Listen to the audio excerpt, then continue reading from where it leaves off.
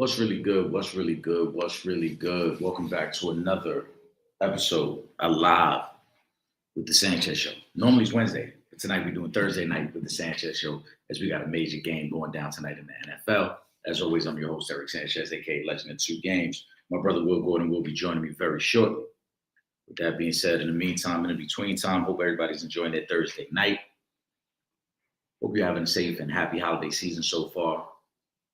And shout out to my brother Trippion. He won't be on the live tonight, but I see the comment section already buzzing. We got a lot to get into, NFL Week 16. I know we got to talk about the NBA Cup. I mean, man, when you're right, you're right. I tried to tell you guys not only with the Knicks win, I said give it an 8-point advantage. They did just that. But yeah, we'll take our victory lap in a second. Shout out to the comment section, as I mentioned. I see Kyrie, I see Ron. Let's see who else is in here. I see D'Angelo, I see Pooh, I see Squeeze. Man, the comment section is buzzing tonight. Let's get to it.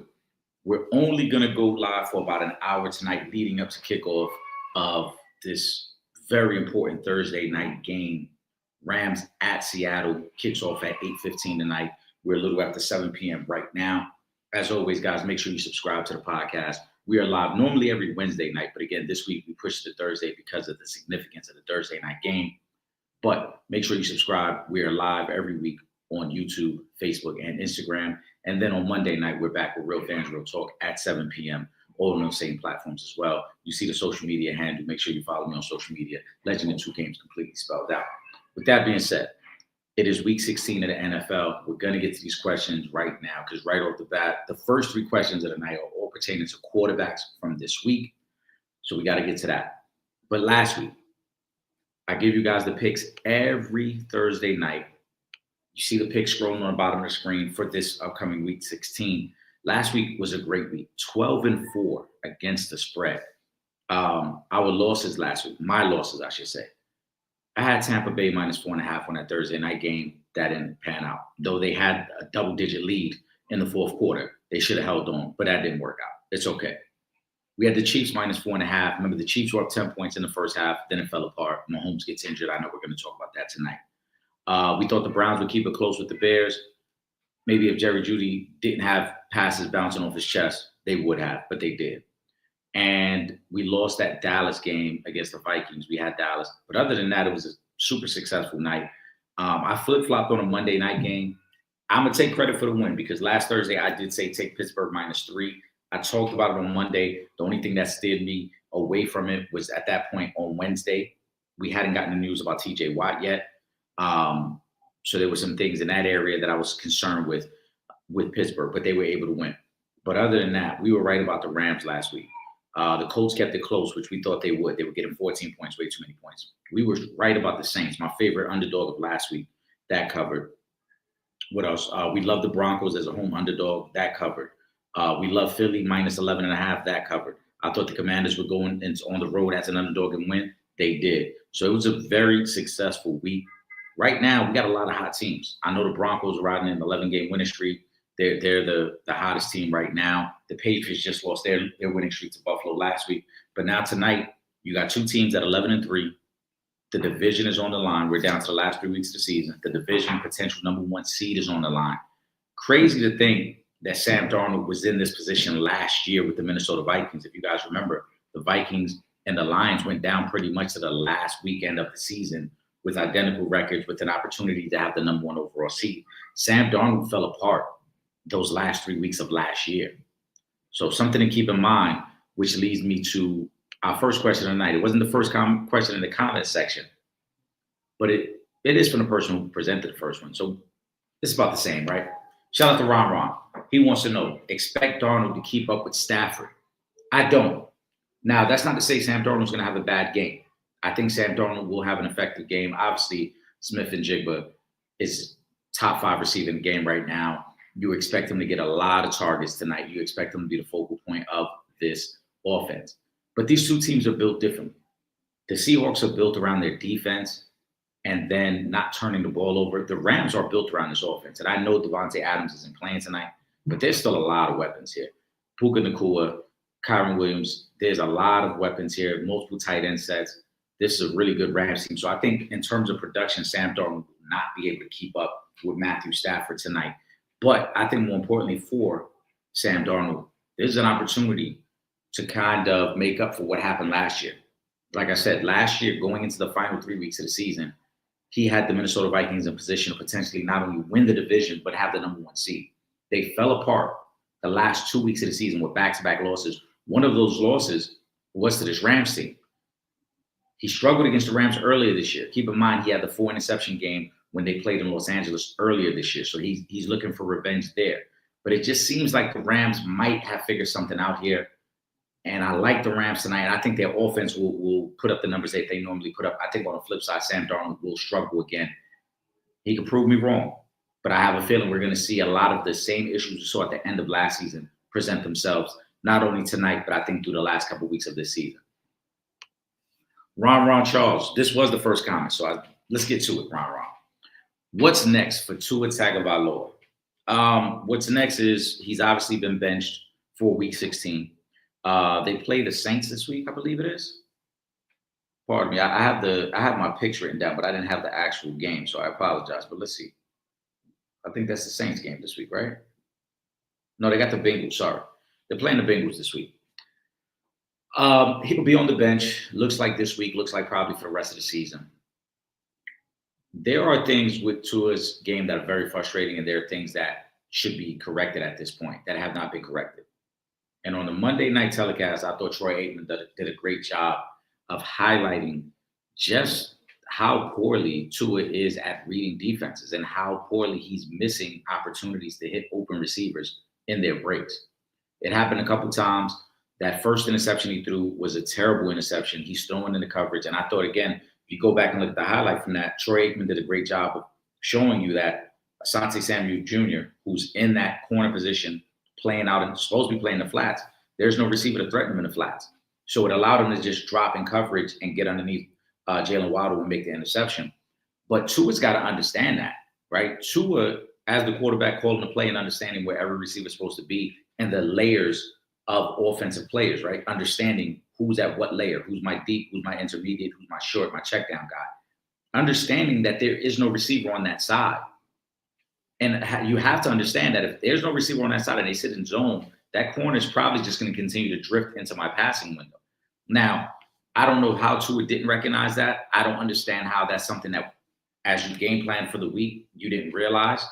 But it's a poor throw by Tua. He had multiple poor throws last week. He had several that he just held onto the ball too long and took too many big hits. And I really believe his time in Miami might be done. Now, maybe Mike McDaniels doesn't keep the job and another head coach comes in and then they figure out a way and they feel that they can kind of revitalize Tua. But from what I've seen, I don't think Tua is there. And I think Mike McDaniels probably has done enough to keep the job beyond this season. Only time will tell, but I think moving on from the quarterback is his way of knowing and then showing that he's comfortable in his job security and he can move on from Tua at this point. The irony in all this, Will, give me a thumbs up once you're ready, bro. Will Gordon and I, if it wasn't last year, it might have been the year before, we had actually coined the phrase and it was one of the titles of our episode, 2 a week notice. Well, we said then he was on the verge of losing his job and then he played well enough to kind of keep the job and take some of the heat off him. But here we are again. We're 3 years into this, I guess, partnership with Mike McDaniels. That hasn't worked. We're a full 5 years into Tua's career, and there have been no significant strides, no playoff wins. He's actually gets worse as the season goes on. He's got a terrible record in cold weather. These things continue to show their head. When Mike McDaniels first got there, and this was an explosive offense that was catching people by surprise. I remember there was a game, I think, when they hung 60 on somebody one time, right? And then as the season went on, they just couldn't find a way to maintain that offense. Now they've developed more of a running game to try to help Tua and try to alleviate him having to throw the ball 30-plus times, and it still doesn't matter. Even with the success that Devin Achane has had, they still can't pass the ball successfully, and they can't win cold weather games. I think Tua is done in Miami. I think Mike McDaniel stays. I think they move on with another quarterback, whether that be through the draft or free agency. Again, only time will tell. But I think Tua is done. The phrase that Will Gordon and I coined about 2 years ago, 2 a week notice, it's officially happened. He's on his way out with 3 weeks to go in the season. Will, once you're ready, give me a thumbs up, bro. Uh, as always, got my brother Will Gordon with me. Will, what's good? What they do, baby? What's up with y'all? Happy Thursday, everybody. I see you got your funeral gear on. You just came from the Chiefs' funeral. Yeah, man. You know what I'm saying? How did I was a pallbearer for the jump, man. You know what I'm saying? I was helping carry him to the grave site. You know. Will said I'm not gonna believe it until I see the dirt on top of the Yeah, casket. for real. I had to Well, make sure. listen, congratulations, because I do have to give you your props. You started this year off by saying this was going to be a year that the Chargers were going to get over that hump of the Chiefs. Now, even though you guys aren't leading the division, you beat the Chiefs 2 times, right? You beat them in Kansas City, you beat them in a neutral site, you put them away. You've officially ended not only the season, but probably this version of the Chiefs. Yeah, the How Chiefs you have been feeling? known. Yeah, how Man, you feeling? it feels really good, man. I mean, that's not our goal. For the Right. season is not to just sweep the Chiefs, but in the meaning that it had, where we really needed a win to stay in this wild card race. With as you said, with Denver coming out of nowhere, leading the division. Um, for us to get that win meant a lot for us, but also for it to end virtually end the Chiefs season and keep them out of the postseason for the first time in I don't know how long. It just made that win that much more tasty. You know what I mean? All week long, I've been on a high, just appreciating finally that we finally got over that hump. So what I mean, we got that behind us now, but now we got this thing in front of us. These Broncos, man, they looking like the real deal. That defense is something that's ferocious. They got a Super Bowl defense over there. So I Yeah. mean, we beat them once, and we gonna see them again. So actually, I was talking today. Everybody's already pretty much crowning the Broncos as the division champs, but we can catch them. It is going to take a little bit of help for you guys to be able to get them. Yeah, Um, you guys beat them early this year, right. so you have that in your favor. And like I said, if you can win out, you give yourself an opportunity because you're 2 games back. So if you win that next matchup, even if your records are the same, you would have the outlying tiebreaker. But hmm you got to be flawless down the stretch. There's 3 games left. You would have to be flawless starting with this week against Dallas. But there is an opportunity. But I think the Chargers deserve a lot of credit. The Chargers won't get the recognition that a lot of larger market teams will get. But when you consider the injuries, and I said this here on this platform, when you guys lost Rashawn Slater to start the year, I was like, all right, this could be a little bit of a problem, right? You're hmm losing one of the better left tackles in all of football. It causes you to move things around. And as you highlighted, all right, cool. But they had Joe Alt to fill in that spot. Joe Alt played well, then Joe Alt goes down. So Yeah, now you're missing your bookend tackles pretty much from the second half of the season on, because Joe Alt has been out for at least 4 weeks at this point. So longer than that. Yeah, you know what I'm saying? So pretty much you've gone the whole season without your left tackle. You've gone half the season without your what was supposed to be your starting right tackle, along with different guys in and out of the lineup. Herbert playing with a broken hand. To get to 10 wins, I think it's really gutty of this team. Maybe this team is turning the corner. Maybe they've grown a little bit in learning how to just figure out ways to win, because the defense was lights out on Sunday. You guys were down 13-3 from that point on. You only gave up a field goal, I believe, the rest of the game. yeah, yeah. The defense has been flying around, led by Derwin James on that in that defensive backfield. Man, they are. I mean, in that secondary, they fly around the ball. He's not the only guy. Right. Um, you know what I mean? It's playmakers on the defense. And I love old man Jefferson back there at safety, who retired, took 2 years, was out the league 2 years, came back with us, and been making an impact on the defensive side of the ball. I'm real proud of this team where they are. I mean, this last stretch is going to determine everything. Right. And week 18, we see Denver. I think that could be for the division. You know what I mean? Yeah. I mean, unless Denver, like I said, Denver holds the keys right now. They're up 2 in the Yeah. win loss column. Um, if they find a way starting this week, win this week, they still maintain a 2-game lead. But again, you have that opportunity that if you win out, you could win the division. And that could change everything because right now Denver's in the driver's seat for the #1 seed. Yeah, And also another thing about this Chargers team showing their resiliency. You mentioned the injuries up and down the offensive line. We also played most of the season without our RB1 and RB2. We went into the season thinking that we were going to have a two-headed monster at running back. Correct.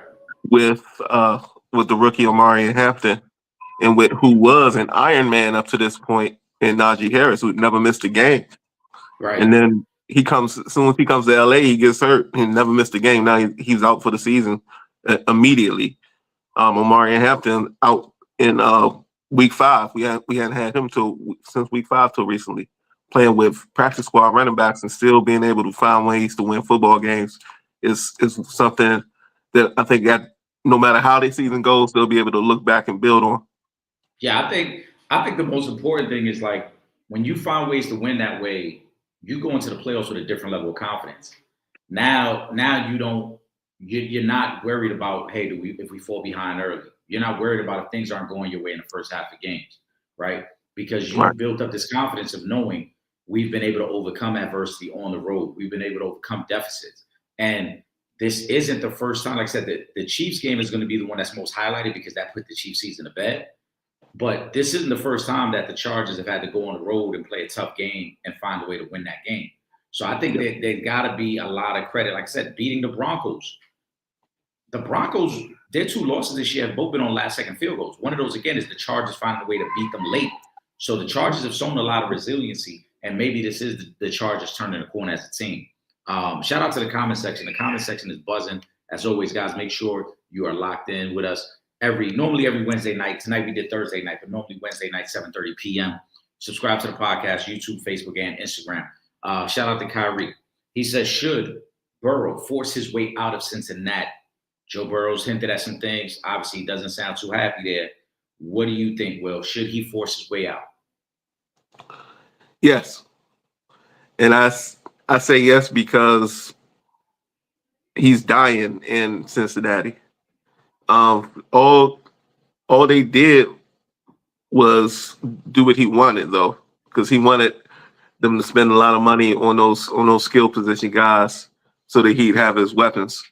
So it's kind of like, well, if you wanted T. Higgins to stay and get wide receiver 1 money, if you know what I'm saying, you got Jamar Chase out there, and you wanted to bring back Mike Gesicki and got like. It's not a lot of money to spend on the offensive line when you're spending so much on those guys. But how have they drafted as well? You know what I mean? Like have they drafted to protect Joe Burrow? And the answer is no to that. You know. Yeah. He can't stay upright. Even when he's healthy, he's not. And it's all. I feel like he's starting to get a little punch drunk out there. No, he's not showing the true signs of somebody that's, scared to get hit. But I can see he's looking out the corner of his eye while he's in that pocket. He doesn't look as comfortable as he used to at all. And you can't blame him. You can't blame him for that. What is the ceiling for his career in Cincinnati if they're not going to do the things necessary to keep him healthy, to protect him? He's in year what? He's been in the league for a while now. What's it like, year 8, 7? This got to be year either 6 or 7 because him, Tua, and Jay Herbo all came in together. Okay, yeah. So you're right. So it's either like year 6 or year 7. So he's been to a Super Bowl, and you can say he dragged that team to the Super Bowl on his arm. But what have you done for us lately? And that was a long time ago, that Super Bowl. You know what I mean? 4 years ago, yeah. And there are going to be some teams that have a need at, well, there's always teams that have a need at quarterback, but there are places that I think he can go next year and win immediately. San Francisco. I think he could go to San Francisco and win immediately. I think Minnesota reunite them with Minnesota. I was going to say Minnesota's a very interesting one because yeah, it's you Justin reunite Jefferson. them with Justin Jefferson. Um, there was another. If Matthew Stafford decides to walk away after the season, put him pair him with Sean McVay in Los Angeles. That's another place. I mean, there's a lot of attractive destinations.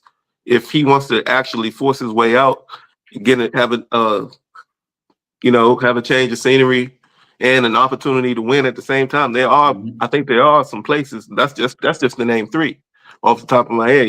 There are places that he would be able to go. It's just is Cincinnati willing to do that, and how far is he willing to go as far as forcing his way out? Is he willing to pull a Carson Palmer? You know what I mean? Like we've kind of seen this in Cincinnati before. And I think, I mean, every team would love to have him. Let's not act like, a guy who can consistently throw for 4,500 yards. Last year, if they would have been a competitive team, he would have been in the MVP race. So he's put up numbers. He's had some success. Like you mentioned, he went to a Super Bowl. They went to an AFC Championship game. So they had some success when not only he was healthy, but the team as a whole was healthy. The real question is, what is it going to take to get him? Because I just feel like the league is in a place now where a lot of these GMs are smarter. A lot of these GMs ain't going to give up much. Not to say they don't want Joe Burrow, but is there somebody giving up 3 first-round picks for Joe Burrow? Probably not. Like, that's not how you build your team in the modern NFL anymore. You know what I'm saying? Mhm. And I Yeah. think that's where the Bengals got in trouble. Like you said, the Bengals, yeah, they had a lot of success on offense. But with that success, you had to pay Jamar Chase. You had to pay T. Higgins. And now you're looking at a team that's top-heavy, that's built incorrectly because now there's no assets for the defense. There's no way of building the roster the right way. The running game is lacking. The offensive line is terrible. You know what I'm saying? The defense can't get a stop. I think they've given up 30 plus points. I think it's something like 8 of their last 10 games. You know what I'm saying? So any team that trades for Joe Burrow now, that's kind of the pathway you would take because not only the amount of money he makes, but the draft capital you're gonna have to give up for him is like we can't really improve anything else on this roster. We're gonna be with the same team that you kind of had in Cincinnati, and I think that's gonna be the struggle for him. Can Yep. he force his way out? Should he force his way out? Absolutely.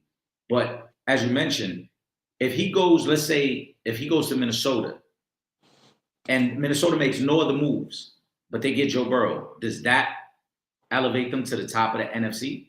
Because I don't think that would make them better than the Rams. I don't think that makes them better than Philly.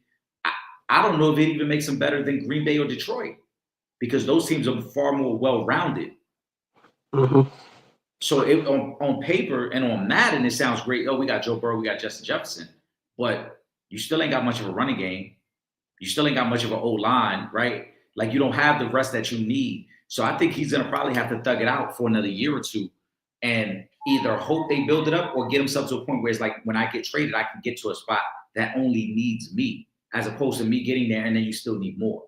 One of the trades that I heard that was pretty interesting is if you are the New York Giants or the New York Jets, do you go all in? Let's say if you're the Giants, would you be willing to give up Jackson Dart and a future first round pick to get Joe Burrow? Ooh,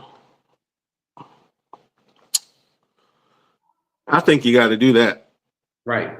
I think that's a situation that if you're the Giants, you do it because you know you got your running back already, you know you got your receiver already, and you got some young pieces on the defense. Hmm. If you're the Jets, you got 2 first round picks in this year's draft, 2 first round picks in next year's draft. Would you be willing to trade a first round in each draft to get Joe Burrow?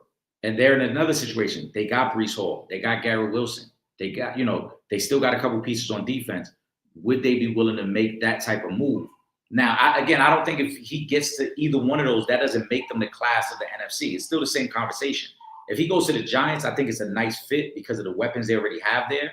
But does that make them better than Philly? Probably not better than Philly. It probably just makes them a playoff team, though. But the division as a whole isn't that great because Dallas isn't that good, and we know the Commanders aren't that good. So maybe it's a better situation for him. He goes to the Jets, they still probably the 3rd best team in the division because they're not better than Buffalo, and we see New England is an up-and-coming team at this point. That would be a hell of a battle every twice a year. Joe Yeah. Burrow and Josh Allen. Burrow and Allen, Burrow and May. You know Bro, what I'm saying? yeah, May, yep. You know, and then Tua could watch. Tua could watch all the games. He'll have a lot of free time to watch. Yeah. Yeah, I he know you got put heard on Will. 2 week notice for real, huh? I was saying that as you were getting prepared for the live, we coined that phrase 2 years ago. Mike McDaniel said, "You know what? Them dudes is right, man. Get them on the bench." Yo, I was surprised by that. I was shout out to surprised by that. Kyrie. Kyrie wants to get your thoughts on this. I know Tripp and I talked about this on Monday, but Kyrie wants to know. We got to get Will Gordon's overall thoughts on Sharon Moore drama in Michigan, in Ann Arbor. Man, that dude is a gump. I can't believe I can't believe that's how dudes move out here these days, man. Like, where do I begin? First of all, if you're gonna be all right, nothing against that young lady, but if you're gonna creep, dog, you gotta creep a little bit more up and on the low. If you know what I mean, you know what I'm saying. First of all, don't be making lateral moves. As far as from what I can see, what I can see, you making lateral moves, and then if the picture I seen of his wife is correct, it probably was like a slight upgrade. Slight at best. The home team didn't have home field advantage, if you know what I mean. Yeah. Yeah. but that aside, everybody. I mean, I'm not even mad at you for cheating on your wife or whatever. I mean, that's been happening forever and ever. It's going to keep happening. But it's the aftermath. It's the crash out afterwards. It's the threatening to take your own life and hers. It's the right after it happens, going to her crib, like, bro, like you supposed to, you're just gonna go ahead and tell it, make sure everybody know that it's true because of the way you acted. It's the ending up in jail over this. It's the fumbling in the bag. It's you were the first black head coach in the history of the University of Michigan, and you're probably gonna be the last now. You know what I'm saying? Grand opening, grand closing. Yep. And now, and people I've heard people say that, you know, maybe this isn't gonna set back the hiring of black head coaches. Bullshit. Yeah, it is. And it's not the cheating part. It's the afterwards. It's what you did after. Because I agree. Urban Meyer is on TV every week, right? Yep. He was wrist deep in some chick's ass at a bar. Photo proof. Yeah, in front of everybody. Yep. You know what I'm saying? That man was married. Yep. Wasn't he married? Absolutely. He sent the team. He sent the team back to Jacksonville. Home. Yeah. And stood an extra night. Yeah, we see why. So he can hang out. But you know what? He's still hireable in the eyes of many. Yep. You are now unhireable. Oh, 1,000%. You are unhireable. You're not going to coach college football ever again. At any level of college football, you might go to not Division I. No, I don't even think Division II. He might get last chance. He might get a Division II program that just really wants to be able to pick his brain and have him come in. But in terms of head coaching, no, he'll probably come in as a coordinator. See, yeah, well, yeah, I don't know. In Division I? No, Division II. Oh, okay. Yeah, not Division I. Not Division I. It's open. Now I can see Netflix working it out so where he could be the head coach for Last Chance U. Maybe, and it'd be a whole new season or whatever. I said Monday that I think people were missing all the layers to this story, and I'm glad you said what you said, because so often you and myself and Tripp, we've talked about the lack of opportunities for black and brown coaches, right? How somehow when it comes to black and brown coaches, There's all these other hurdles that they got to get over that nobody else has to get over. For Sharon Moore, he basically got the blessing. He didn't even have to interview for the job because he was part of Harbaugh's staff. Right. He got the blessing, basically, right? Like, look, Harbaugh's moving on. You're taking over the program. On a deeper level, they were facing violations for that cheating scandal that year they won the national championship. So Sharon Moore was handed the keys to the kingdom with the expectation of not only do we think you are more than qualified to be the head coach, we feel you can now get us to that place of respectability where people take the program serious again. And within 2 years, you get caught creeping around with Shorty. And it's not just that you got caught creeping around with Shorty. You ordered a Plan B pill to the facility, bro. Yeah. Like, what the fuck were you thinking? It clearly didn't work. What? Will. Is she pregnant, right? Yeah, she's still pregnant. She never took the Plan B, man. She never took the Plan B. She never took the Plan B, man. So my question is, bro, like, I'm not speaking from experience. I don't want nobody to assume I'm talking about myself. I've just heard from people that when you get the Plan B, you got to make sure, you got to treat her like a child. You got to make sure she take it and show me your tongue. Show me your tongue. I need to know that the pill is gone. I don't need no surprises 6 months from now. You know what I'm saying? My man, yo, Will, if the story is true, this is one of the most outlandish stories in sports.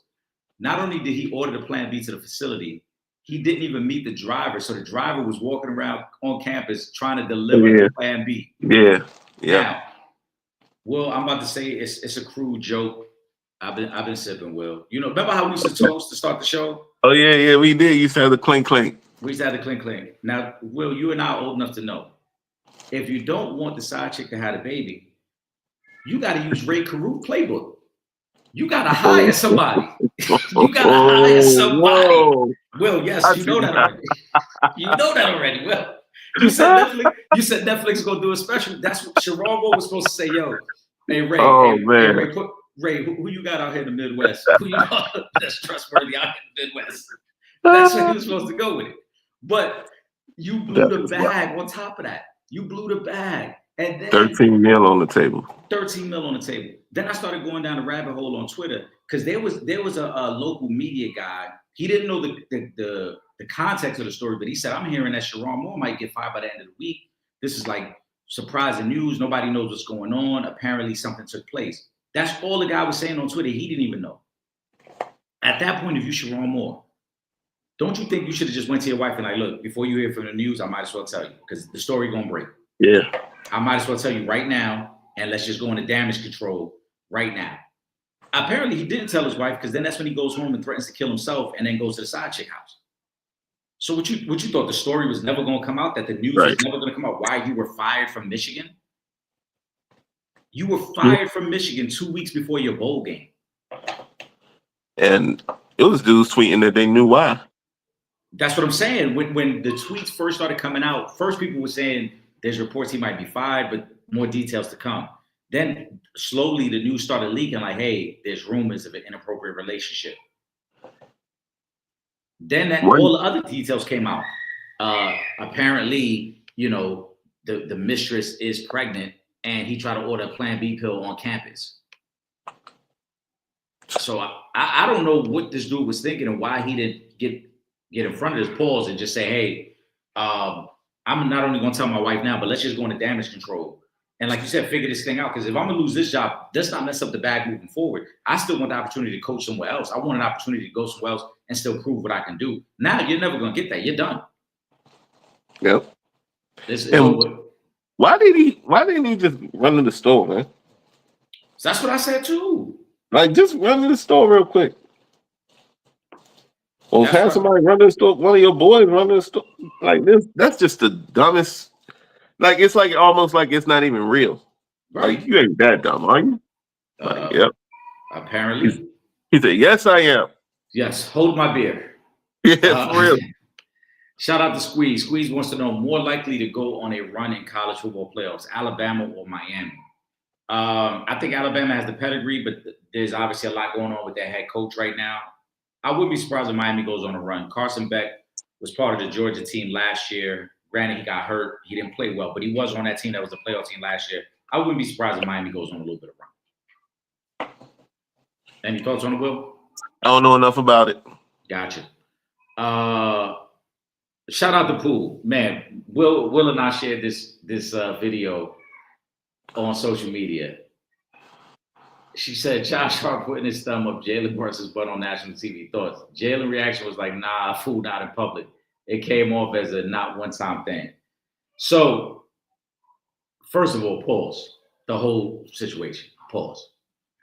Secondly, these dudes obviously have a relationship dating back to college. Josh Hart always does some suspect stuff. There's plenty of clips you can see. I just don't understand why Josh Hart would even think something like that is cool. Like, what would make you think I'm gonna play around like I'm putting my thumb up his butt on national TV as we celebrating the Cup? What would make you think that was cool? That ain't cool nowhere. Right, nowhere. But I'm saying, especially in that moment. No, but I'm saying, especially in that moment. Like, why would you think in that moment I'm gonna play around like this? Man, I mean, these young dudes. I don't know if it came across as real familiar. So I mean, for the way between the two of them is what I'm saying. Yeah. Not familiar to me, but it looked like you don't just do that if you ain't done it before. Well, I know for a fact, like I said, there's plenty of clips because they have their podcast together, the roommates, where he's always saying some suspect shit on a podcast to the point where Jalen Brunson was like, yo, what the fuck, bro? Like, he's always saying some suspect shit. So he like, is he when Jalen responds, is he like, what the fuck, like, man, what the fuck is wrong with you, or what the fuck not in front of company? No, it's almost like, what the fuck is wrong with you? Oh, okay.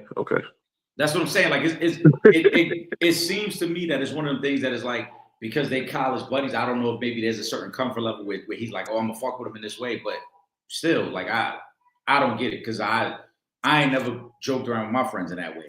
So hell no. I would never let my friends joke around with me in that way. Hell no. I don't right, like when I see that, it's something I completely don't understand. Like that, like the only, like, to me, the only logical reaction that Jalen Brunson should have had was knocking him the fuck out right there. Like a nigga sticking thumb up my ass. He wasn't gonna do it. Yeah, but he wasn't gonna do it in that moment. Like that's my, like, you know how he jumped. Now is his reaction. Right. My reaction is swing. You would have hooked off. Yeah, my reaction is somebody's head coming off. Boom. You would have hooked off on him, and they're like, yo, what the fuck? Exactly. I mean, people react different ways. Right. But yeah, the shit was whack. And I'm gonna be using that against your Knicks all season. By the way, listen, you have every right to. I'm not even gonna lie, man, because that shit, I don't know what Josh Hart was thinking. I don't know why he thought that shit was cool. I don't even know. Like I said, what would make you even think like that's some cool shit to do? And now you divide in the locker room because now you're gonna have Cat jealous. Yo, easy, bro. Come on, man. Easy. After all that, I don't get the thumb in the ass. Listen, y'all talking about the wrong things, man. Shout out to Poole. She wants to know, and biggest takeaway from the NBA Cup final. That was. Yeah, right. I mean, on the court though, I'm gonna say the biggest takeaway. I felt this way watching the game, and I was gonna text you this, Will, but I was gonna wait to the end of the game because I wanted to just see like if they could sustain it. I think the San Antonio Spurs are a real problem in the West. Yeah, man.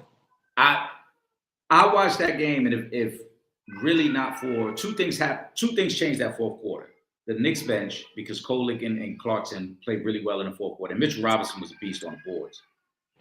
But the Spurs got cold shooting in that fourth. I don't know if the pressure of the moment or maybe just the fact that the Knicks kept getting second chance points kind of demoralized them.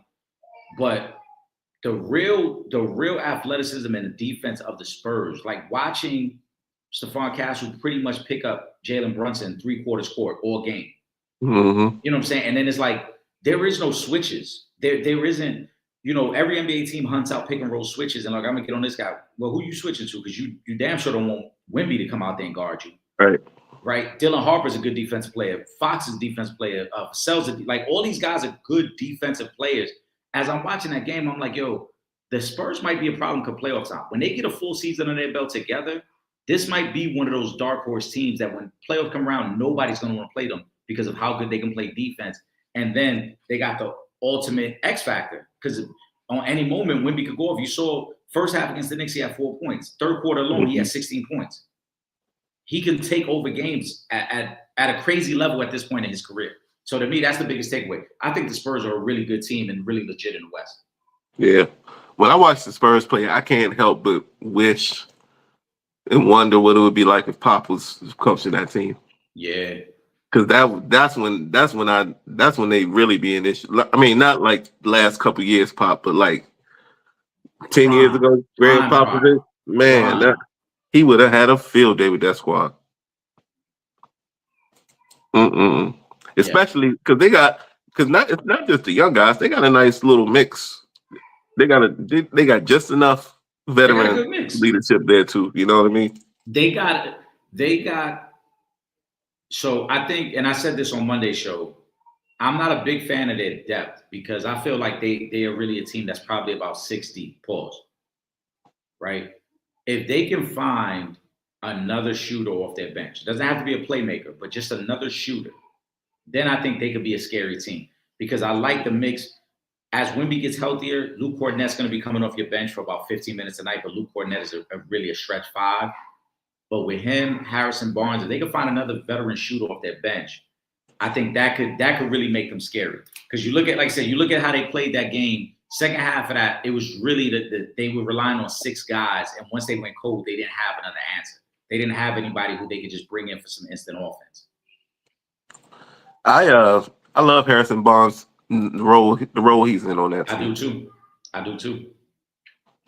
They play the Wizards tonight. So line is 15.5. It's a crazy. They're gonna cover that easy. They're gonna cover that easy. They're gonna cover that easy. Yeah, that's what I'm saying. It's a crazy line. But I just think to me, like the takeaway, from Knicks fan perspective, I'm happy we won. But watching the Spurs the whole game, I'm like, yo, this team is gonna be super tough, bro. They're gonna be tough. And looking at the West, I mean, we know OKC is the cream of the crop.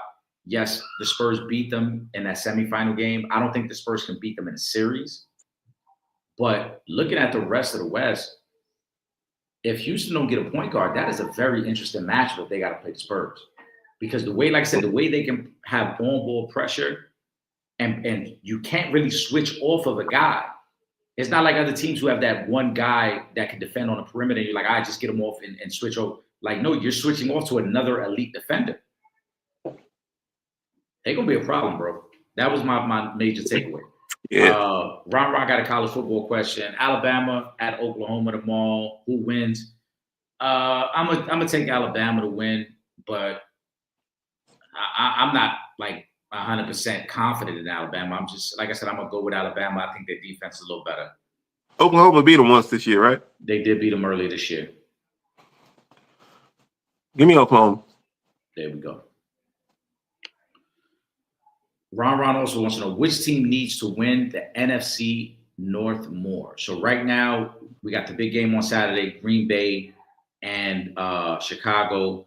Detroit is fighting for their playoff lives. So we're going to assume this question is really about Green Bay and Chicago. Who needs the North more, in your opinion, Will?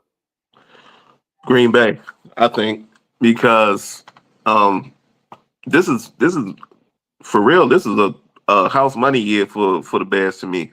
Yeah.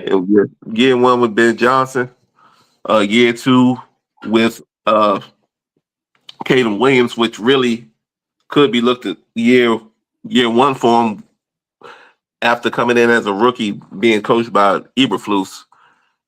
It's almost like you when you came in the league, you were immediately pushed backwards with that situation. So I mean, a new offense. don't think they need to win the division right now. They weren't expected to win the division. Correct. Now, when you look at Green Bay, you got Jordan Love who needs to turn that corner.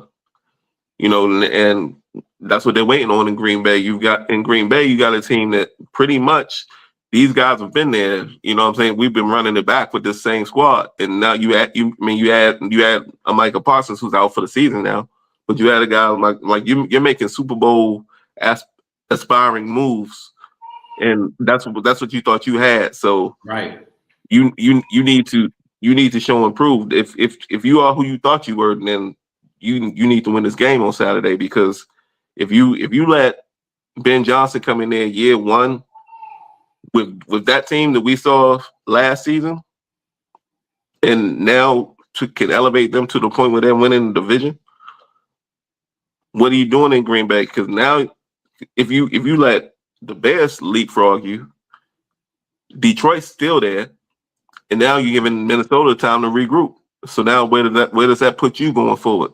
This is a huge game for Green Bay. They got to win this game. I think this is a major game for Green Bay, and I agree with everything you said. Green Bay made moves this year to position themselves as a Super Bowl contender, right? Chicago, this is only year 2 of Caleb. This is year 1 of Ben Johnson. But I think when you look at the rest of that Bears team, this is still a very young team. Mm-hmm. So to your point of like playing with house money, it's one of those things that at this point, this is just all about experience. If the Bears go into playoffs and lose in the first round, there won't be any disappointment in Chicago. In fact, people will be happy that this team made the playoffs and had a good season. They've already won 10 games. They've exceeded what the start of the season projection was, right? They win the division. All you're doing now is giving them more confidence and more to build on moving forward, because as long as Caleb continues to develop and he's on that rookie deal, it makes it easy to keep going and get the pieces that can make you better. The Packers on the flip side of that, Jordan Love already got his big contract. Your major trade was Micah Parsons, right? Now you got Josh Jacobs who's injured. You got Christian Watson who's injured.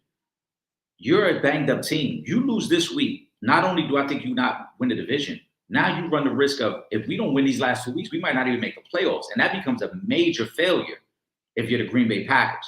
Yeah. Everything was positioned to win this year. At the start of the season, after they made the Micah Parsons trade, they had the second best odds, according to Vegas, to come out of the NFC. And now they're fighting for a division. If they lose this weekend, they might be fighting for their playoff lives. So it, without a doubt, has to be the Packers. They need it more. And if you don't make the playoffs and go into next year's draft without a first round pick because you gave it up for Micah, that's not a good look. Now you're talking about a pick that's probably top 20 now. Yep, going to Dallas. Right. So now, and that leads back. I said this, when I text you. Yep. When Michael went down, so it looked like Jerry won the trade then. Yep. That's how it's looking right now. Because without Micah, I don't think the Packers can win the Super Bowl without Micah Parsons. He was brought in to be your premier pass rusher. He was your Reggie. He was brought in to be the piece that gets you over the top. So now you don't have Micah. Christian Watson gets hurt last week. Josh Jacobs has been hurt for a couple of weeks now. It's crazy to think, like I said, they might. Right now, they got Chicago this week. They got Baltimore next week. Both those teams are they need wins. Green Bay could find themselves week 18 at Minnesota needing a win just to make the playoffs. Squeeze wants to know who will play in the college football national championship. I haven't watched college football closely enough this year. I'm going to say, just looking at the brackets, though, I'm going to say it's Ohio State versus – I'm going to say Ohio State and Indiana, a rematch of the Big Ten championship. I love that. I would love it. I'm going to go that route. But like I said, I didn't watch college football closely enough to give you any in-depth analysis on it. I'm just those are the two teams I'm going to go with. And I watched the little teams. You know how how to throw them in the parlays some of the mid-majors. Right. Kyrie says Patrick Mahomes tears ACL's Chiefs officially eliminated from playoffs. Yep, as we started the show, saying Will Gordon actually just flew back home from the funeral service.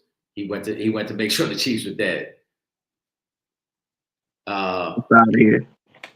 Kyrie also said Arch Manning returning to Texas in 2026. Yeah, I think that's the right move for Arch. He did have a great year. Also, I think what we lost sight of, like a lot of people were projecting, oh, Arch Manning's going to be number one pick. Peyton did all 4 years of college. Eli did all 4 years of college. The Manning family has plenty of money. Arch Manning is in no rush to leave Texas University. You know, he's not in a position that a lot of these other young men are in, where it's like, all right, I gotta get to that next level. Arch is chilling. He's fine. He's doing very well for himself. Yeah. Pooh said, "Did you all see the comments Byron Scott said about Kevin Durant ring chasing?" I didn't. I did not. What did he say, Pooh? Follow up. Pooh, give us a little more insight on that, because I didn't see those comments. D'Angelo says, "Where do you all have Jalen Brunson in the MVP race, and how y'all feel about Knicks not putting the cup banner up in MSG?" I'm gonna start with the second part of that question. I'm more than fine that the Knicks are not raising a banner for the Cup championship. One, it's a midseason tournament. It's not an NBA championship. There's no reason to have a ceremony and raise a banner. So I'm fine that the Knicks are not doing it. I also think it's very ironic that some people are mad that they're not raising a banner when we criticize the Lakers and the Bucks for raising a banner.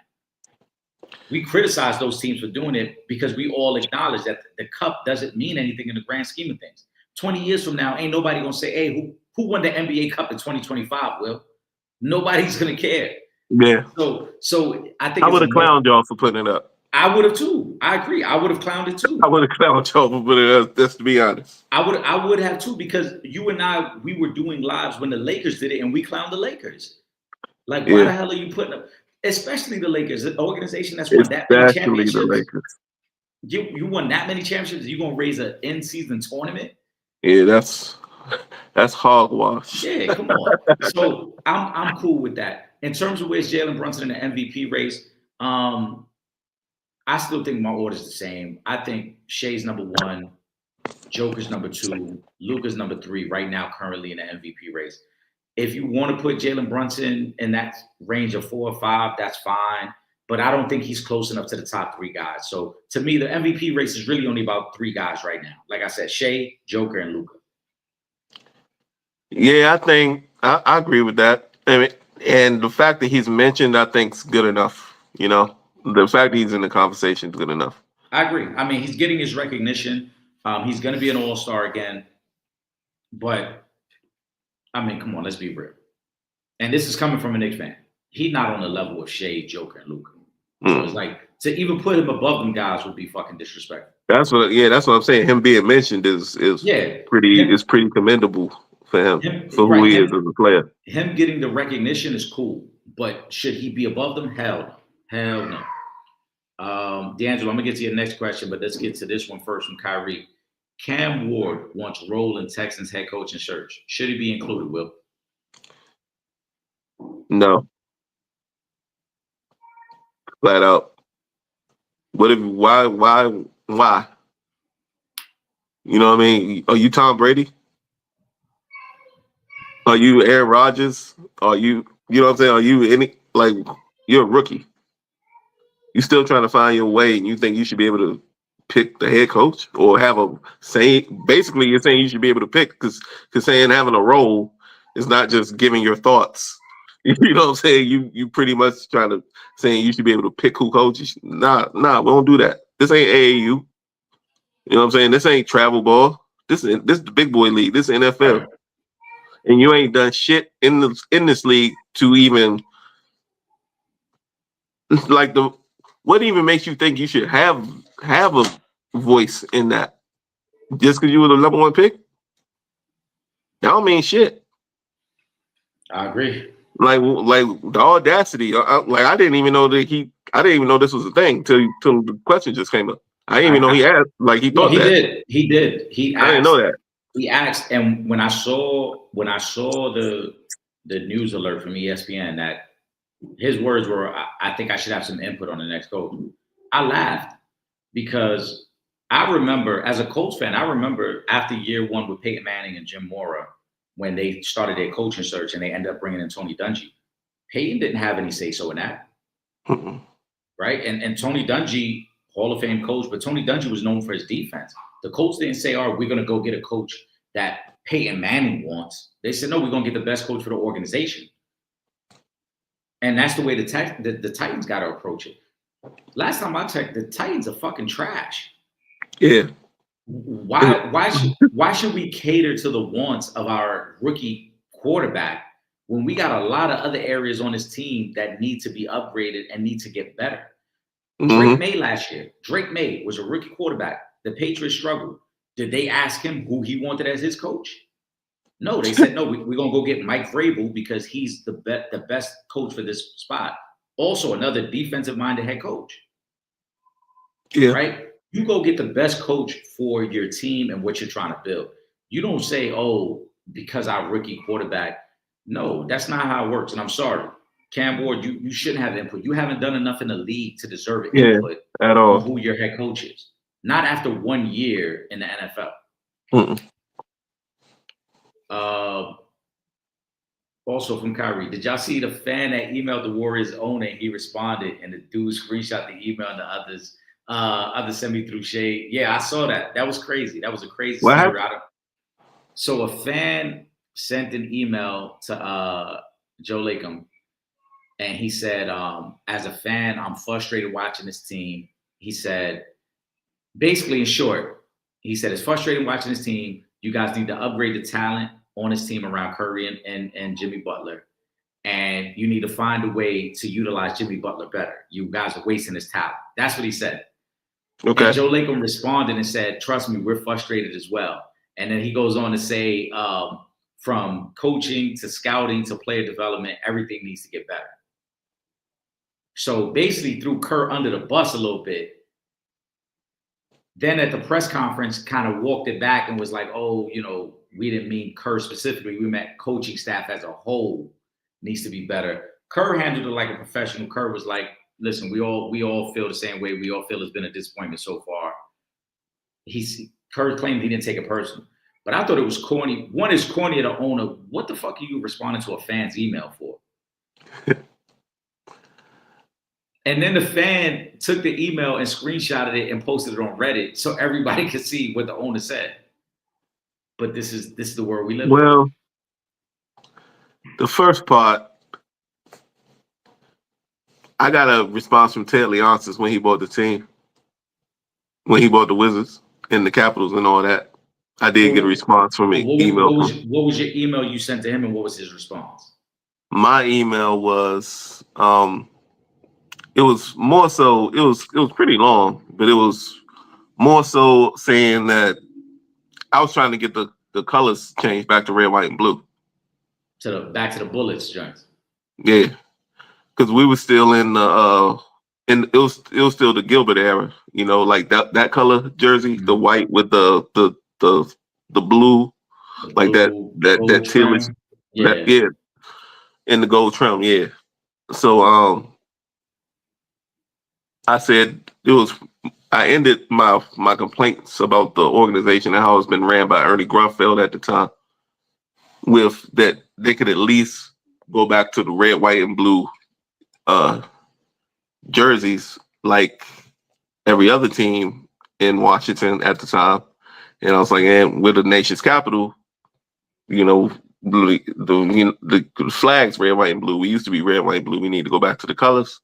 And he responded, thanks for, it was paraphrasing. I need to try to find it. He was like, thanks for your passion. We want to concentrate on putting the winning product on the court first. Keep cheering loudly or something like that. But that was it. But he didn't go into, Ernie's trash and right. or anything like that. But I'm cool with him. I'm cool with him responding to a fan. I'm cool with him responding to a fan for the first part. So, but the way, if that's all he said, I don't really see it in his throwing everybody under the bus. It is though, because that's no different than if a fan had said to Kerr, yo, y'all need to do better. The talent that's on the court isn't good enough to win a championship. And then Kerr said, hey, we're all frustrated with ownership in the front office as well. We all want better talent. You're throwing a jab at those that sign the checks. So when the owner says from coaching to player development, that needs to be better, you're throwing a jab at Kerr specifically, even though you're not saying Kerr's name. But when you say coaching, what do people associate that with? The head coach. They're not Yeah. thinking about the assistant coach. They think about the head coach. And Yeah. to your point, with Ted responding to you, right? That's an appropriate response because he's responding to someone, like you said, who's passionate about the organization, but he's not throwing nobody under the bus. He's telling you, this is what we're trying to do, and we appreciate, your energy and what you're bringing to our organization. He's not saying, well, we would go back to red, white, and blue, but the GM thinks it's a stupid fucking idea. Right. Yeah. You know what I'm saying? Like, it was crazy. It was his opening press conference. He gave his email address out in his opening press conference and said, he said, I won't say I'm reading every email. I won't respond to every email, but send me your thoughts. And so I did. And it was that night I sent the email and I got the response 3 days later. And that's dope. And now, what color do the Wizards rock? Yeah. Y'all can thank me later. No, I'm just. We got 2 more questions. Then we're gonna wrap up before kickoff tonight. We doing the parlay? Yeah, we're gonna do the parlay as well. But let's answer these 2 questions, and I'm gonna check over on Instagram, make sure we don't got none on Instagram as well. Shout out to everybody. I see people that's tuning in on Instagram as well. We greatly appreciate it. Make sure you guys are subscribed to the podcast. We will be back live. I'm not gonna make no promises. Will and I will talk because next Wednesday is Christmas Eve. We both got families, so we'll figure out if we're gonna be live next week. If not, we'll keep you guys posted. But make sure you subscribe to the Sanchez Show. We're normally live on Wednesdays, 7:30 p.m. YouTube, Facebook, and Instagram. Shoot us a like, shoot us a comment, and then on Monday I'll be back with Trip Young for our weekly recap on Real Fans Real Talk. Ron wants to know. Penny Hardaway says the NBA nowadays is unwatchable. You all agree to some extent. We agree to a large extent. Pause. But I'm gonna let Will go first. Yeah. The only reason I watch the NBA now, especially during the regular season, well, this year is kind of unique with the new broadcast, and I think we spoke on it a couple weeks ago with the new different ways that the NBA is being broadcast in the different formats, the different platforms, and the new era of the guys that are covering it. It's like the guys we all watched. It's like almost like our peers, Now they're covering the game. That's what's made me watch basketball right now, and of course gambling. Yeah. But other than that, I've been saying it me and Eric have been saying it for years.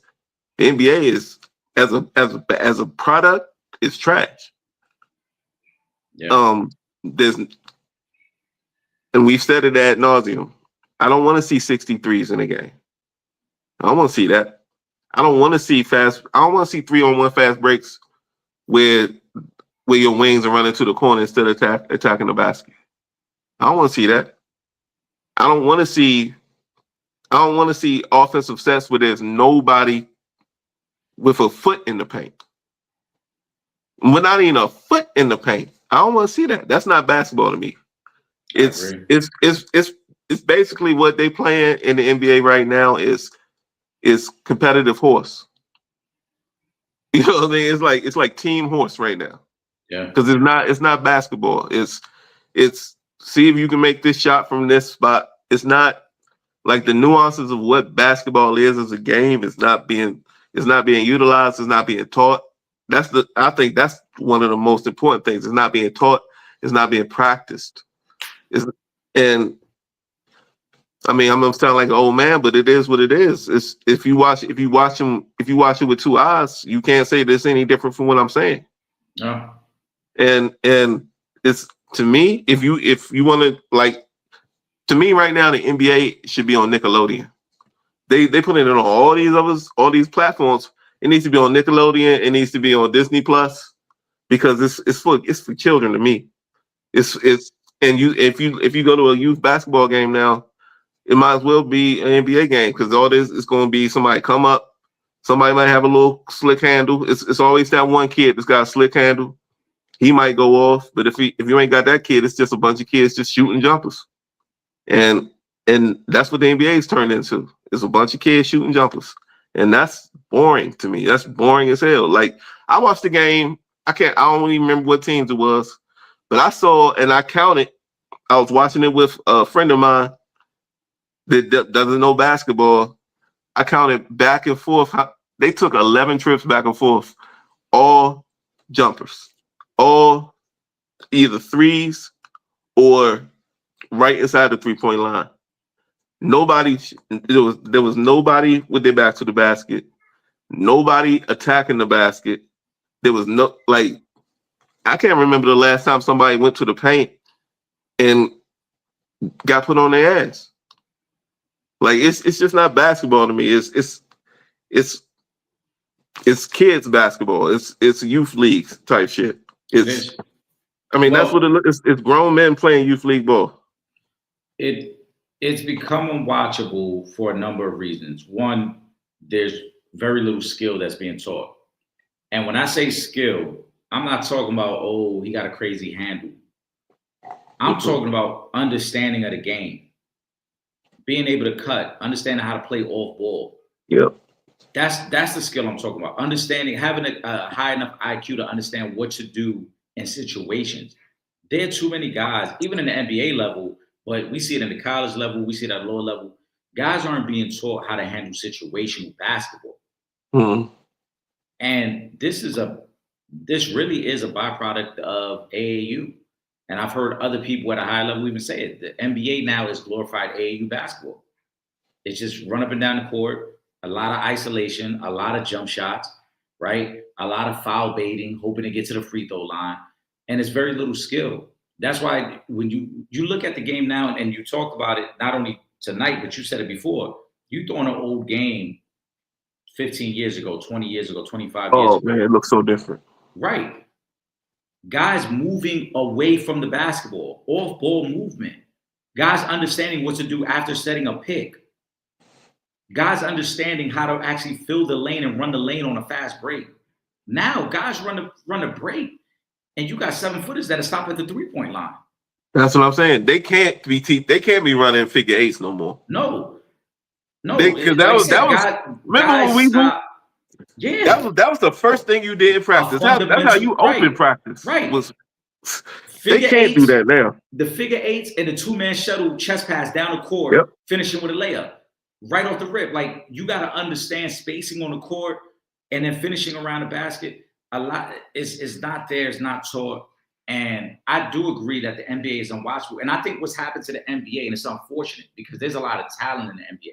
But what's happening with the NBA right now is what's happened to Major League Baseball, where it's becoming regional, where people are only paying attention to their team because the product isn't good enough to want to really watch other teams.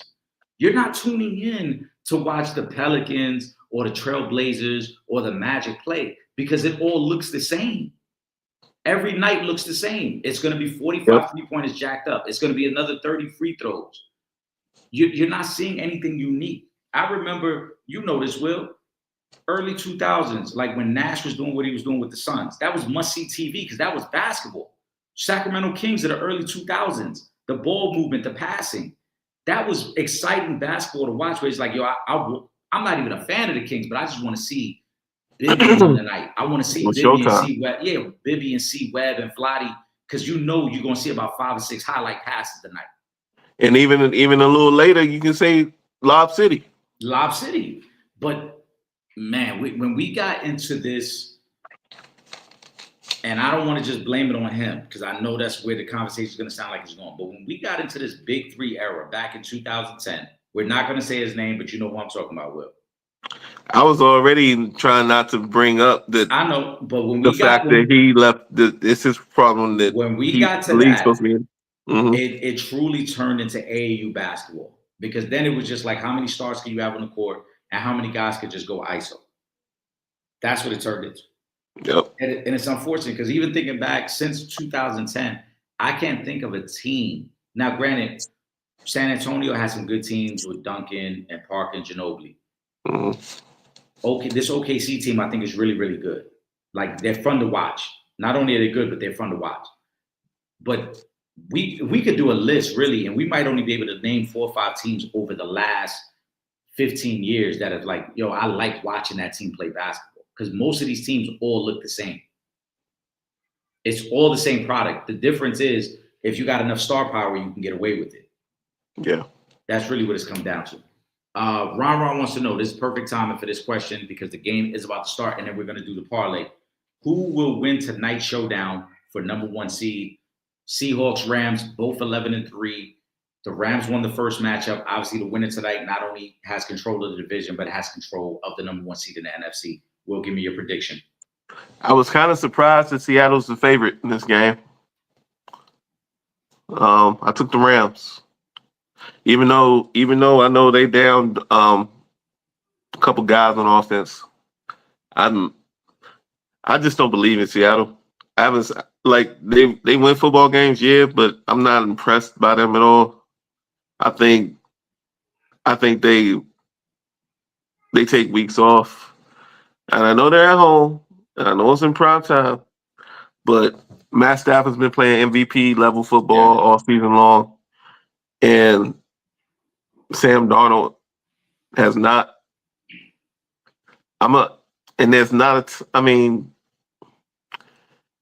Seattle does have some weapons. I just don't believe in them. I'm like a game like tonight. I think it's going to come down to coaching, and I think I'm going to lean more in the direction of Sean McVay when it comes to situational X's and O's in a close football game, which I think this is going to be. So I'm going to lean with towards the Rams. I agree. Seattle, I think, is getting a little bit of a push because they're at home. But ironically, under Mike McDonald, they've actually been a better team on the road than at home. And I think that showed last week when they played the Colts. It took a last-second field goal to win a game that against a 44-year-old quarterback who had not played in 5 years. They should have been better. But I like the Rams tonight for a number of reasons. I think Matthew Stafford is the MVP of the league right now. I think the Rams are the most complete team in the NFC. And Sam Darnold fell apart at the end of last year. I started the live by talking about this. Remember last year, Will, when the Vikings had a chance to be the number 1 seed, and then Sam Darnold kind of fell apart the last 3 weeks of the season. They ended up going into the wild card game, and they got embarrassed in the wild card game too. I think we're in that same situation again. I don't think he's good enough to beat this Rams team. I know Smith and Jigba is a great receiver, but outside of that, who is he going to throw to? The last time they played the Rams, he threw 4 turnovers. He threw 4 interceptions in that game. I don't think anything changes here. The coaching advantage, I think, is on the Rams side. The quarterback advantage is on the Rams side. I think the overall talent is on the Rams side. And I think the Rams are a Super Bowl contender. So if you're truly a Super Bowl contender, I think this is the game that you win. You guys are both coming in on a short week, but you know what's at stake. I like the Rams. If you want to take the 1.5, fine. I think the money line plus 102 is probably where you should go anyway, because I think the Rams win tonight. And I didn't include this in the 3-leg parlay. Puka Nacua with touchdown tonight. With no Devontae Adams, Puka is going to get a bunch of targets, so I will put him as a touchdown tonight. Okay. But let's get to the parlay. We're going to do a 6-leg parlay. Last week, what were we? We were 3-3 last week. Oh, word? Okay. Yeah, we were 3-3. We hit on Herbert's passing yards. We hit on A.J. Brown anytime touchdown. We hit on Pittsburgh +3. Where we lost, we had the over on the Ravens-Bengals game. The Ravens did their part. The Bengals didn't score, though. Didn't score. What the? We had the under on the Texans-Cardinals, and then C.J. Stroud decided to go crazy, and they dropped 40 by themselves. Yeah. And then I did think Seattle's defense would score a touchdown against Phillip Rivers. They did get an interception, but they never scored a touchdown. So that's we went 3-3. You want me to give you my 3 legs for the parlay, or you want to go first? Oh yeah, you kick it off. All right. I'm gonna go. So Cowboys Chargers is the game that kind of caught my attention right away. Okay. As we mentioned, Chargers, if they win out, they get a chance to win the division. But in this game, all year I've said Cowboys take the overs. 49.5 seems a little high for me because of the way the Chargers play. The Chargers are going to play ball control offense. They're not going to let this turn into a shootout because of the injuries on the O-line and because of the injury to Jay Herbo's hand. Also, the Chargers defense is really, really good. So I think under 49.5 points is a pretty safe bet here. I like it. Combination of the ball control offense with the defense under 49.5 points. So I like that. My second one is on a Saturday game. Saquon Barkley anytime touchdown against the Commanders. That's good. Commanders can't stop the run. Saquon scored last week. I think the Eagles are going to try to use these last 3 games to get Saquon going before the playoffs. So I expect them to get a lot of touches, not only running, but also out of the backfield. Anytime touchdown, that's minus 125. And then this one here, I liked it even before I saw the odds. But after seeing the odds, it almost seems like Vegas is telling me that they like this as well. You got Pittsburgh and Detroit. It's a must-win game for Detroit. Pittsburgh is banged up. They're not good offensively. On that turf, I think there's going to be a lot of problems for the Pittsburgh Steelers defense because they are not good against the run. I like Jahmyr Gibbs 2 touchdowns this week. That's plus two. That's I was plus thinking 200. I love that because I was at work messing around with this weekend's different parlays I'm gonna put in, and I was peeping a Jahmyr Gibbs 2 touchdown. Yeah. Yeah, I like that. I like that a whole lot. So I like I said, Cowboys Chargers under. I like Saquon anytime touchdown, and I like Gibbs 2 touchdowns. Again, the Steelers struggle against the run, but also we know Gibbs is going to get touches out of the backfield as a receiver as well. So I think there's an opportunity for him to get 2 touchdowns this week in a must-win game for Detroit. But that's plus what? That's plus 200. And what's the under for that Chargers game? 49.5. Okay. All right. Bet. Yeah, I like those. For me, I'm pretty much I got 2 of my old faithfuls and then one I'm kind of going out there a little bit. So my first leg's going to be he's become pretty much Mr. Automatic. I'm going Myles Garrett, sack, minus 188. He's a monster. He's about to get the sack record. He's right on the cusp of the record. Yep. So Myles Garrett. And he's like 10 ahead of number 2. You know, he's having a monster season. It's crazy. It's crazy. I was telling Tripp this on Monday. So Michael Parsons was 3rd with 12.5 sacks. Myles Garrett, like you said, was damn near 10 up on 2nd and 3rd place. Yeah. It's ridiculous. My next is going to be the 49ers game. Mr. Reliable. He's slowly turning into Mr. Automatic for this 49ers offense. I'm going DMC. Nope. Oh, Kittle. I'm going Kittle. I like anytime touchdown, plus 120. And then this is where I'm kind of stepping out there a little bit because I wanted to juice the number a little bit. Quietly is kept over there in Arizona since Kyler Murray's been injured. Jacoby Brissett's been putting up numbers. He has. And this week, who they got this week? Hold on, I just had it right here. I just saw it as well. Hold on. I'm putting together the parlay on FanDuel right now so we can see what the total odds will be. They got the Falcons this week. Yeah, the Falcons in Arizona, right? Yep. I'm not worried about the Falcons defense at all.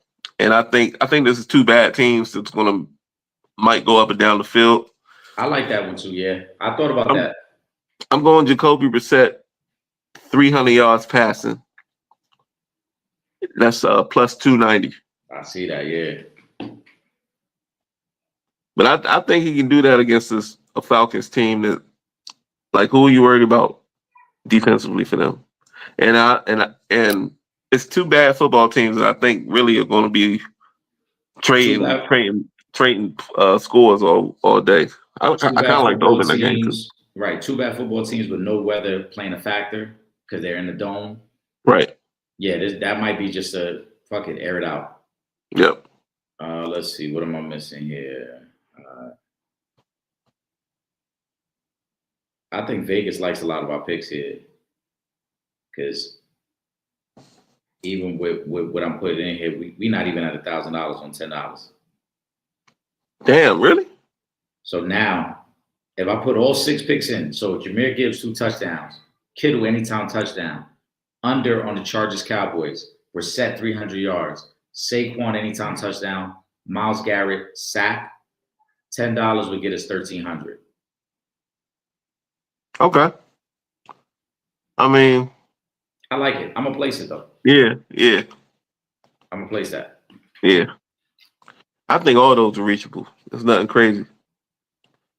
I love that Gibbs 2 touchdowns. I was looking at that earlier at work. I'm glad you I picked that. was, yeah. Not only do I like that one, I might even put that on a separate ticket because I was thinking about pairing him with another running back to get 2 touchdowns this week, but I really couldn't confirm who I wanted to go with. I was thinking of doing HN because with the Oh, rookie against quarterbacks, Cincinnati yeah, defense. against Cincinnati defense, I thought about last week. Derrick Henry scored one. The Patriots struggle against the run game. You saw James Cook had a big game against them this past week. And because the Ravens are desperate, I wondered if maybe you go with Henry there for 2. And then there was one other running back I thought about this week too. I thought about going with Cook, but I don't know because the Bills line is so high against the Browns. If the Bills get up big on them, they might kind of take the gas off the pedal. Yeah, true. Because this game, I mean, it means something for the Bills, but at the same time, they don't want to show too much this week. They still got 2 weeks to go to try to see if they can win the division. Yeah. So, but give me a final thought, Will. This week I want everybody to, because I was thinking we might not probably air next week, so I just wanted everybody to have a Merry Christmas and enjoy it with your family. It ain't about the gifts; it's about the time. You know what I mean? Spend time with your loved ones. You know, appreciate being with your family if you can. And keep in mind those less fortunate than you. You know, it's a lot of people out here that, you know, they cold at night. You know what I'm saying? Yeah. They don't got us nothing under their tree. They don't even have a tree. You know what I mean? So keep those people in your mind, and keep rocking with the Sanchez show. We're gonna be back with that good shit. You know, rolling into the playoffs. And you see what it is. You see what it is. Well, we're gonna take those Cowboys out this weekend. And I know some Cowboy fans to be lurking around this joint. Y'all be quiet. Y'all be quiet a lot. So if y'all end up having a miracle happen, I don't want to see y'all popping up in the chat next time we come on in. Listen, I second that. Like I said, it's holiday season. We will keep you guys posted because obviously Christmas Eve and then New Year's Eve right after that. So it may be a little difficult for us to get a live going with the time that we spend with our families. But I want to make sure you guys are spending time with your families as well. Spend time with your loved ones. Enjoy their company. Enjoy their time, man. Because life is very precious, and you never know when that might be that last opportunity or last holiday with that loved one. So definitely take advantage of that. I want to say not only thank you to the supporters because you guys, again, we normally record on Wednesdays. It's a Thursday night, and the moment I logged in, we already had about 7 to 8 comments. The comment section was buzzing. I saw people coming in on Instagram as well. So it lets us know that y'all fuck with us and y'all like what we're doing, and we appreciate that. If we don't record the next 2 weeks, I want to take this opportunity to tell my brother Will Gordon, man, I really appreciate you, bro. You know, I know we both make sacrifices to be able to record. You know what I'm saying? We got families and we got things we're trying to do. But my brother comes with the energy all the time, ready to go. We create a great platform and a great show. And it's something that we both enjoy doing in the interaction with the fans. So it's beautiful. And like I said, if we don't get a chance to record before the end of the year, I want to let everybody know that I'm thankful for my brother Will Gordon, man, because I Appreciate definitely that, feel man. like, Thankful for you, bro. facts. Because like I told you before, man, I enjoy doing this, but I more so enjoy being able to have the opportunity to chop it up with you for the hour and a half every week. You know what I'm saying? And we think alike about a lot of some of these same things. We have a good laugh. We enjoy each other's company on the live. And then we're able to just say, yo, we're going to do it again next week. So with that being said, like I said, just be on the lookout. We'll put a post up and let you guys know if we're going to be recording on Christmas Eve.